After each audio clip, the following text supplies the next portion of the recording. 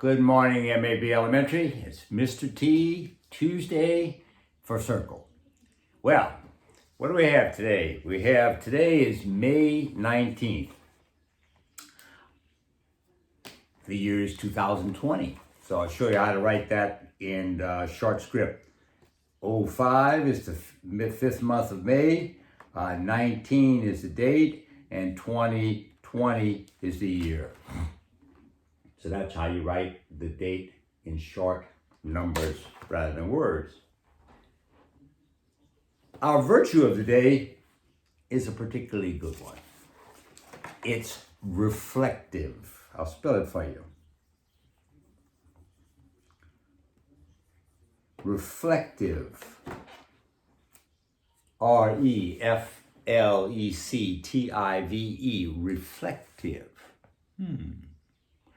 Well, a reflective person is a person who's interested in things, is a person who thinks about things. And reflective is an adjective, a reflective person. You are a reflective person. You're a thinking person.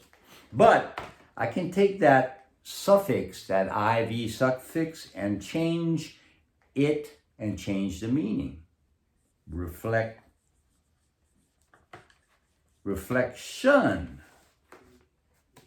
R-E-F-L-E-C-T-I-O-N. That makes it a noun. A reflection is what you see in the mirror.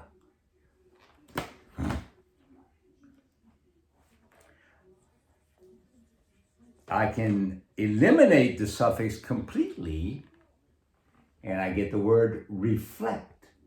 And reflect is a verb. One of the interesting things when you guys do your word study on suffixes is when you change the suffix of a verb, the root word here is reflect. When you change the suffix, you change the meaning completely to something different, and you change the function of the word. In this case, from an adjective, reflective, to a noun, reflection, to a verb, reflect. Now, let me just continue a little bit with this language lesson here at Circle, because it's pretty cool. One of the things I did is I went to school and I got our thesaurus. Thesaurus is like a dictionary, but it's a very special kind of dictionary. It's a dictionary where you find synonyms for words. Remember, word study, synonyms. Synonyms are words that mean almost the same thing. So I thought it might be an interesting idea to go to see what the thesaurus can tell us about reflective. Listen to this. Reflective. It's an adjective. Thoughtful. Is that a virtue? You better believe it. Thinking before you talk, thinking before you act is really important. Cognitive. Use your brain. Cognition. Contemplative. It's a thoughtful person who contemplates things. That's a virtue. Reflective, yes. Speculative. Speculative means that you think ahead. You can predict what things are going to happen. You think about the future. You speculate about the future. Deliberative. Deliberative is a sign of wisdom. You're deliberative. You think about things before you do them. Meditative. Meditative means you meditate, you think quietly about things that are important to you. Some of these are hard to even pronounce. Ruminative. A ruminant is a person who thinks deeply about things. Museful. Museful is a person who thinks kind of happy thoughts, and maybe a musician. Mr. Smith is museful because he can make up songs and play them with his guitar. Miss Zubel is museful person. Pensive. Pensive is a real thinker, a deep thinker, like a philosopher or a scientist. Wistful. Wistful is like museful. Wistful is a person who is happy all the time, kind of sings along, thinks in poetic ways, is appreciative of nature and the beauty around us. Thinking, reflecting, contemplating, pondering, he's thinking really deeply. Deliberating is what our legislators do in the Congress. They deliberate and debate laws before they pass them, hopefully. Meditating, to quietly meditate and use your brain, let it quiet down. I think Mrs. Kiefer does that when she does yoga and some of the meditative things she's done. And I believe Ms. Zubel is doing meditating exercises and lessons for you right now on the video. Sober means that you think clearly. Okay, serious, deep thinking. Not finished. These are all adjectives for reflective. Absorbed. A person who's absorbed with something is somebody who's really thinking hard about something and really concentrating hard. Some of you guys are absorbed when you do racks and tubes. Some of you guys are absorbed when you're doing your mental math. You're absorbed when you're doing your level readers. To be absorbed is a good thing. Engrossed. If you go to a movie, or you go to a concert, or you hear a wonderful singer singing opera or singing your favorite songs, you're engrossed with that person's performance. In thought. Rapt. Rapt is so happy, joyfully happy. You're reflective, but you're rapt. You're rapt. Wrapped in thought, lost in thought. Sometimes people seem to be not there because their brain has taken them deeply into reflection and they're lost in thought. Immersed in thought, buried in thought, engaged in thought, occupied, preoccupied. Those are all adjectives like reflective, and they're all positive virtues that humans should have. It'll help them enjoy life. It'll help them enjoy life. It'll help them make wise decisions, and it'll help them be close to the people that are close to them. So that's a wonderful virtue of the day. Thank you, Ms. Kiefer, for selecting that one, reflective. Now, this day in history. Oh, forgot to do the weather. Weather first, going to be a pretty nice day today. The sun rose at 5:53, and it's going to set at 8:20. Wow. The days are getting really, really long. We're going to have 52. We had 52 last night as a low. That's not bad. 68 today. That's pretty good. It's going to be cloudy, but not very much chance of rain, just 10%. And the winds are going to be east-northeast. Remember your intermediate directions? The primary cardinal directions are north, south, east, and west. The intermediate directions are the directions between those cardinal directions.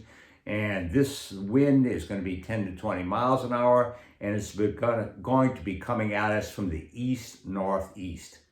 Could be kind of chilly, but it's going to be 60 in the 60s, so it shouldn't be too bad.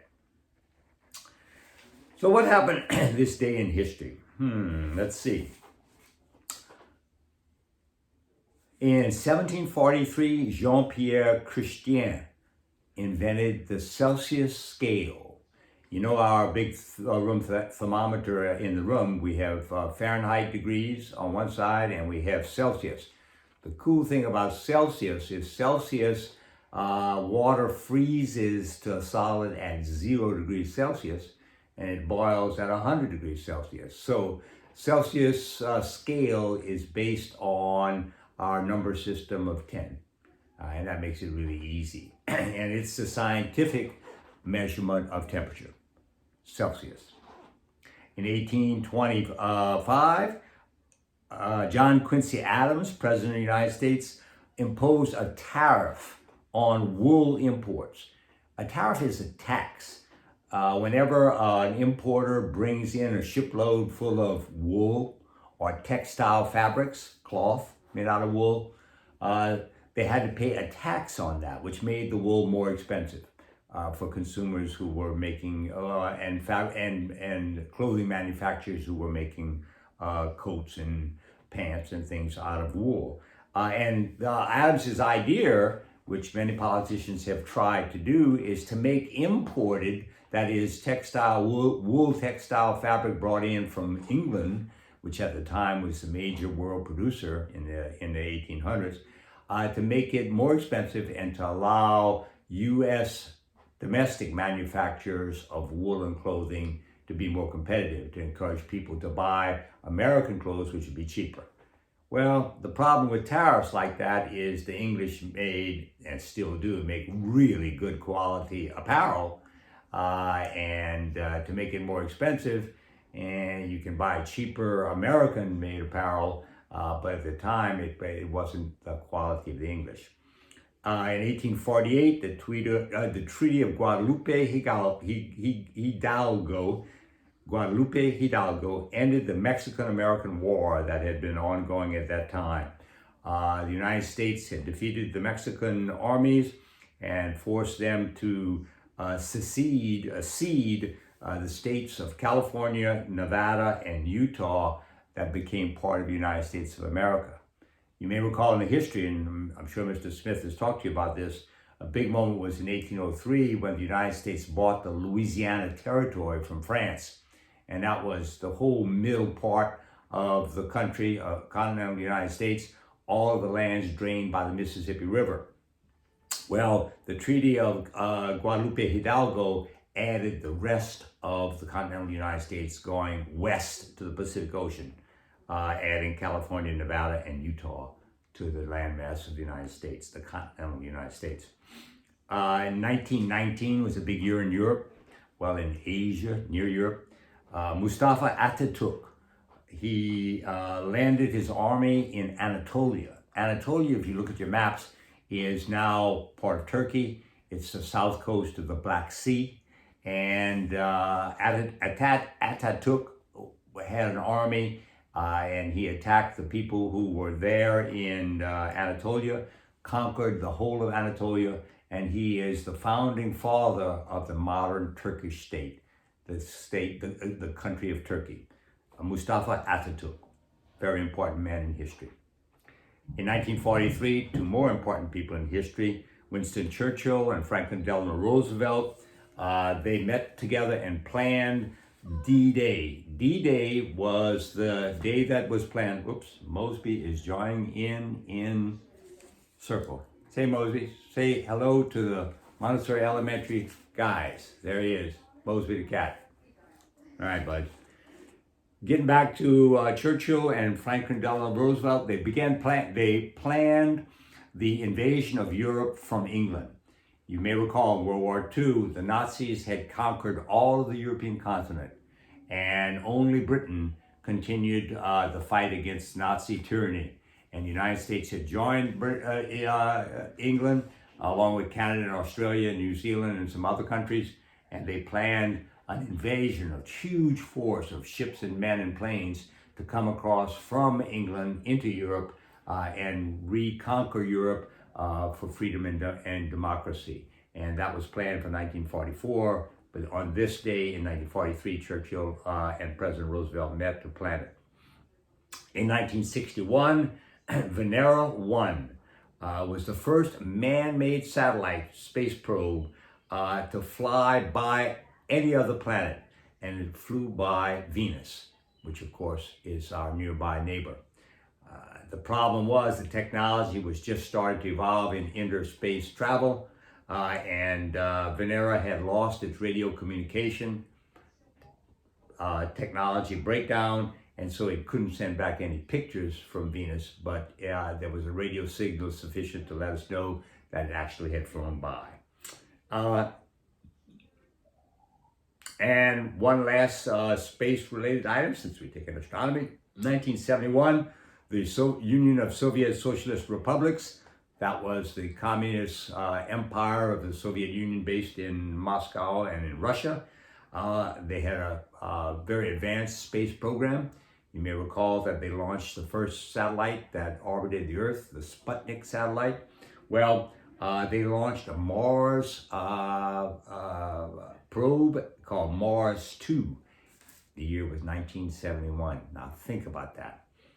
In a mere, what's that, 49 years, we've landed rovers on Mars, we've explored Mars' surface, we've drilled down into the soil and done analysis of the chemistry of the crust on the planet Mars, and we've sent our space probes out to explore the universe, to explore the solar system, I should say.